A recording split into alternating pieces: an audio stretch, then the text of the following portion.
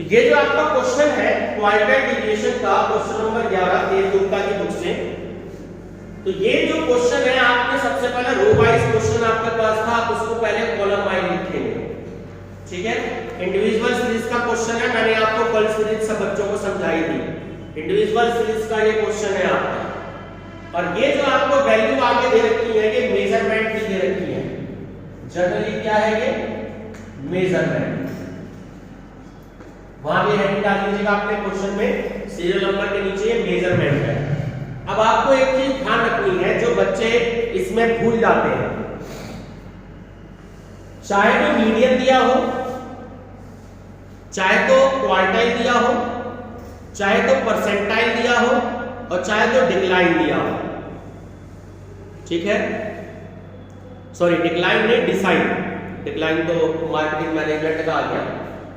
Median, quartile, percentile और decide, ये जहां वर्ण दिए होते हैं हम उन सारी वैल्यूज को इंक्रीजिंग ऑर्डर में लगाते हैं, बढ़ते हुए क्रम में। ये बात बच्चे एग्जाम में भूल जाते हैं या ध्यान नहीं देते। अब आप देखो वैल्यू सारी आपको ऊपर नीचे दे रखी है, ठीक है। तो सबसे पहले मुझे उज्जवल जी स्मॉलेस्ट वैल्यू बताएंगे, ये सबसे स्मॉलेस्ट वैल्यू कौन सी है? हाँ जी बताइएगा, और उस पर टिक लगाते जाइए ताकि कंफ्यूजन ना हो सभी बच्चे। तरीका यही होता है। सबसे स्मॉलेस्ट वैल्यू बताएं क्या है? 1 तो है नहीं, सीरियल नंबर पे बतानी है, मेजरमेंट बतानी है। चलिए 3, अब बुक मैंने रख दी, यहाँ आप लोग बताएंगे, गलत तो करो, टाइम आपका वेस्ट होगा। 3 के बाद ठीक है, ये देख लेना कि कहीं किसी वैल्यू की डबलिंग तो नहीं है, वो भी आ जाएगी। 5 कितनी बार है? 3 बार। चलिए 3 बार आ गया। नेक्स्ट 5 के बाद बताओ 6, उसके बाद 8, 9, 10 दो बार। चलिए 10 दो बार है, 3 बार आ गया। चलिए 12 दो बार है। नेक्स्ट 13, 14। तो सबसे पहले आप इंक्रीजिंग ऑर्डर में वैल्यू को अरेंज करोगे, बढ़ते हुए क्रम में, आरोही क्रम में। अब आप इसके नीचे फार्मूला लगाओगे यहाँ पर, तो ये बोर्ड पे जगह नहीं है तो मैं यहाँ लग रहा हूँ, आप इस कॉलम के नीचे फार्मूला लगाओगे। मीडियन का फार्मूला इंडिविजुअल सीरीज का ध्यान रखिएगा। कुछ बच्चे कैपिटल एम लिखते हैं लेकिन हम स्मॉल एम लिखते हैं। क्या लिखते हैं? इसको पूरा नाम हम कहते हैं मिडिल नंबर या मीडियम साइज। लिख लीजिएगा, small M equal to middle number, या दूसरा नाम होता है मीडियम साइज, ठीक है, कुछ भी कह सकते हैं। तो इसका फार्मूला ध्यान से देखिएगा, साइज ऑफ n प्लस 1। अब क्योंकि मीडियन आप अगर कैलकुलेट करते हैं तो यहां पर आप 2 से डिवाइड करेंगे, एट आइटम। बात क्लियर हो गई? इंडिविजुअल सीरीज और डिस्क्रीट सीरीज में यही वाला फार्मूला लगता है, कॉन्टिन्यूअस सीरीज में +1 हट जाता है, केवल n/2 रहता है, ठीक है। तो अब जरा ध्यान से देखो, साइज ऑफ n का मतलब कि टोटल नंबर ऑफ वैल्यूज कितनी थी। और सीरियल नंबर नहीं भी दे रखा तो भी आप वैल्यू काउंट कर सकते हो, इसलिए सीरियल नंबर की तो कोई इंपॉर्टेंस ही नहीं है। ये इंडिविजुअल सीरीज का क्वेश्चन है। तो 15 वैल्यू है, तो n की जगह हमने क्या रखना? 15 अपॉन 2 एट आइटम। अब इन दोनों को ऐड किया तो 16 आ गया। 16 का हाफ क्या होता है? तो साइज ऑफ 8 आइटम। यहां तक सभी बच्चों को क्लियर है, कोई डाउट किसी को? अब सीरियल नंबर में देखिएगा कि 8 के आगे क्या कौन सी वैल्यू है? 9। अब आप लिखोगे कैपिटल M, अब आप लिखेंगे मीडियम। जो कैपिटल M है वो मीडियम डिनोट करता है, मीडियम, आपको मीडियम जो कैलकुलेट करना है, और स्मॉल है मिडिल साइज या मिडिल नंबर, ये मैंने आपको लिखवा दिया, ठीक है। तो मीडियम की वैल्यू आपकी आ गई तो पहला आंसर आपका आ गया, जिनके पास भी बुक है वो अपना आंसर भी टैली कर सकते हैं। तो पहला आपका आंसर आ गया मीडियन इक्वल टू 9। ये वाली बात बताएं, सबको क्लियर है? ठीक है। अब क्योंकि क्वेश्चन में हमसे क्वार्टाइल डिविएशन पूछा है, क्या पूछा है? मैं फार्मूला बता रहा हूं आपको। क्वार्टाइल डिविएशन का फार्मूला होता है Q3 minus Q1 individual series में। ये जो फार्मूला है एक्चुअली Q3 माइनस Q1, अगर कभी आपसे ये भी पूछ लिया जाए इंटर क्वार्टाइल रेंज आपको कैलकुलेट करना है, यहां पे लिख लीजिएगा, ये मैं लिखवा रहा हूं आपसे, IQR पूरा नाम भी लिख लीजिएगा, IQR equal to inter quartile range.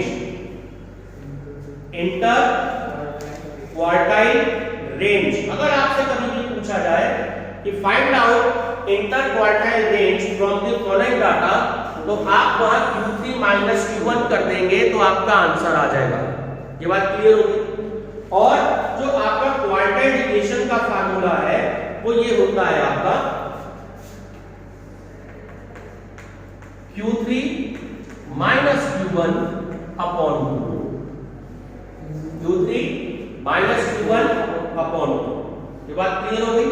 और कभी आपसे क्योंकि आगे लॉन्ग क्वेश्चन आएंगे, कोफिशिएंट ऑफ क्वार्टाइल डिविएशन पूछे तो उसका फार्मूला है Q3 माइनस Q1 और अपॉन Q3 प्लस Q1। ठीक है, तीनों फार्मूले नोट कर लीजिएगा।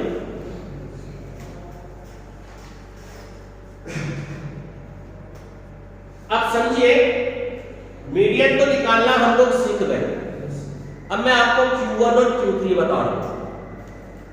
ये बात ध्यान रखना, आप में से कोई ये पूछे कि सर Q2 क्यों नहीं आया, Q3 और Q1 क्यों नहीं आया, तो जो मीडियन होता है वही हमारा Q2 होता है।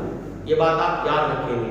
कभी क्वेश्चन में ये आ जाए, एग्जाम में दिया जाता है फाइंड आउट Q1 Q3 या Q1 Q2 और Q3।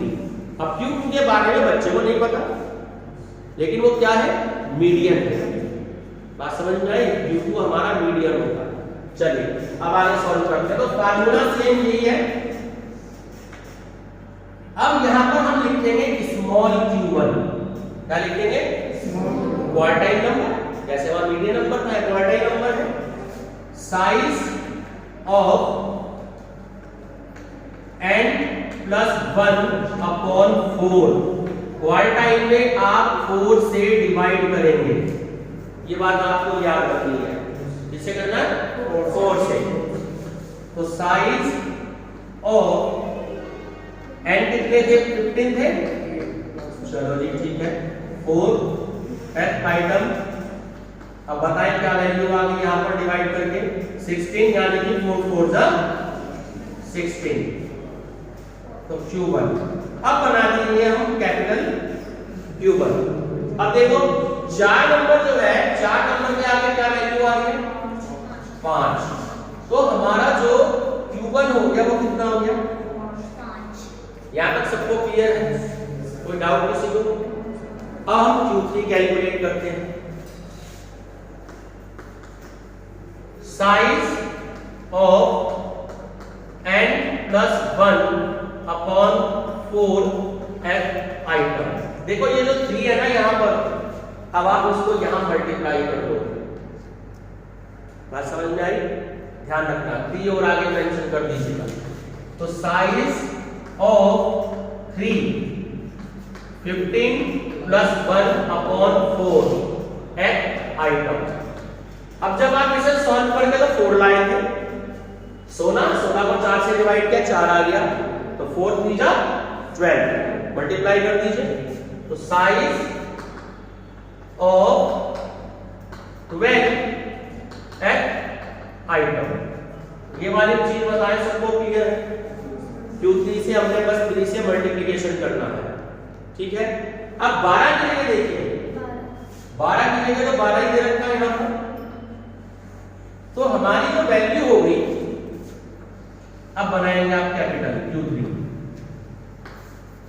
क्या वैल्यू हो गई 12।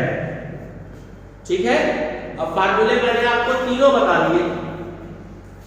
अगर आपसे इंटर क्वार्टाइल रेंज पूछे तो Q3 माइनस Q1 कर दीजिए, यानी कि 12 माइनस 5 इक्वल टू 7। ये बात ध्यान रखना, अगर आपकी Q3 की वैल्यू कम आ रही है और Q1 की वैल्यू ज्यादा आ रही है तो समझ लेना आपने क्वेश्चन को गलत सॉल्व किया है।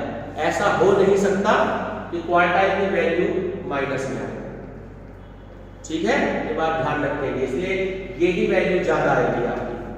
अब आपसे क्वेश्चन में पूछा है क्वार्टाइल डिविएशन, तो Q3 minus Q1 upon 2, 12 minus 5 upon 2, तो 7 का हाफ कितना हो गया 3.5।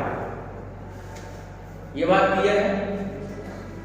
अब जो आंसर दे रखा है बुक में, उसने हमसे पूछा है कोएफिशिएंट ऑफ क्वार्टाइल डिविएशन, इसका आंसर दे रखा है। अभी हमें पता लग जाएगा कि हमारा क्वेश्चन सही जा रहा है या गलत जा रहा है। तो coefficient of quartile deviation Q3 minus Q1 upon Q3 plus Q1, तो 12 माइनस 5 और 12 प्लस 5, इधर आ गया 7 और इधर आ गया 17। ठीक है, अब मैं आंसर बता रहा हूं, तो उसमें दिया है 0.176, 0.176। क्या आंसर? सॉरी मैं गलत बोल गया, 0.412, सॉरी 0.412। ठीक आ रहा है, ये आपका आंसर है। मैं लास्ट क्वेश्चन का देगा, नेक्स्ट क्वेश्चन। अब किसी को यहाँ कुछ डाउट है तो मुझसे पूछ ले। सबको क्लियर है? तो आप पहले Q1 कैलकुलेट करेंगे, जो वैल्यू आई उसके सामने, उसके बाद Q3 कैलकुलेट करेंगे, 3 से मल्टीप्लिकेशन कर देंगे, जो वैल्यू आएगी 12, 12 के सामने 12। IQR पूछा हो Q3 minus Q1, quartile deviation पूछा हो Q3 माइनस Q1 अपॉन 2, और कोएफिशिएंट ऑफ QD पूछा हो Q3 minus Q1 upon Q3 plus Q1। ये आपका आंसर है। कोएफिशिएंट का आंसर जहां आ जाए, जनरली मैंने बताया 1 या 1 से कम आंसर आपका है। ठीक है, ये आपका इंडिविजुअल सीरीज का क्वेश्चन था, कलर डिस्क्रीट सीरीज की बात करें।